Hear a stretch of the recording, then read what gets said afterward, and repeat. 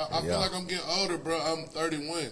Yeah. I ain't saying I'm getting old, but I'm getting older. You definitely young, you know what I'm saying? It's young as hell. And I be having to realize it. A lot of times, our conversations show me how young I still am. Right. Because he full grown man up here. Like, it ain't no, but me, I still, like, we went to the skate park the other day. The kid in me wanted to whoop this white boy's ass. God damn, nigga. But the grown man in me saw 6 and calmed down.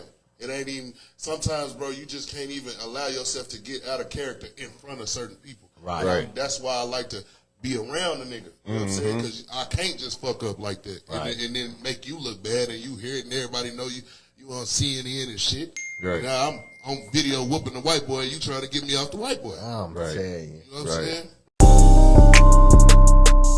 Yeah, hey, yeah.